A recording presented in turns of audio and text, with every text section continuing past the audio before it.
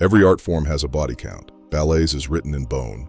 To understand what happened to Misti Copeland's hip, and to the hips, knees, spines, and feet of almost every elite ballet dancer, you have to understand what ballet asks of the human skeleton. The answer, stated plainly by orthopedic surgeons who treat dancers, is more than it was designed to give. Ballet's foundational aesthetic principle is turnout, the external rotation of both legs simultaneously from the hip socket, ideally achieving a 180-degree angle between the feet. The hip joint was not designed to sustain this rotation continuously across decades of professional training. The structure that bears the cost is the acetabular labrum, the ring of fiber cartilage that deepens the hip socket and provides stability. In highly trained dancers, it is subjected to compressive and shear forces far beyond its intended operational range. Studies using MRI imaging have found labral abnormalities in 80 to 90% of elite ballet dancers, even those with no symptoms. The damage accumulates silently, invisibly, until a threshold is crossed. Femoroacetabular impingement, FI, is the condition in which bony prominences on the femoral head or the rim of the acetabulum create abnormal contact during movement. In ballet's extreme ranges of motion, this grinding contact is not occasional, it is constant. Over years, it erodes cartilage with the persistence of water-wearing stone. The eventual outcome, for many dancers who have trained from childhood through professional careers spanning decades, is early-onset hip osteoarthritis, sometimes requiring total joint replacement in their 40s. Misti Copeland is 43 years old.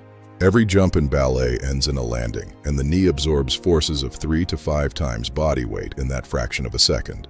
A professional dancer may execute hundreds of jumps per rehearsal day. The cumulative loading across a career produces chronic pain and progressively limits technical capability. The lumbar spine endures the contradiction at the heart of classical ballet. Extreme hyperextension in arabesque and attitude, combined with the rigid verticality of classical posture. Spondylolysis, a stress fracture of the posterior vertebral arch, occurs at significantly elevated rates among dancers. In severe cases, it progresses to spondylolisthesis. Dancing en pointe is, anatomically, one of the most radical things a human being can habitually do. Supporting full body weight on the tips of the toes concentrates enormous compressive force. Hallux valgus is virtually universal among ballerinas who have danced on pointe for years.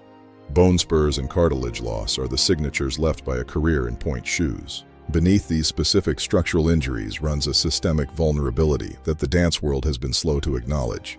The pressure to maintain extreme leanness drives many dancers into chronic energy restriction. The consequences are hormonal disruption and menstrual dysfunction. Researchers have documented lower bone mineral density in elite ballet dancers.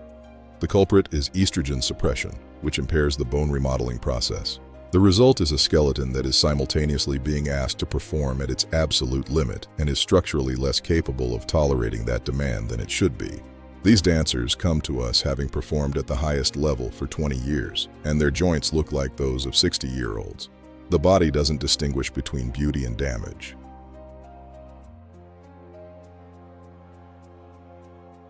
Visit unbedsidemanners.com for more stories.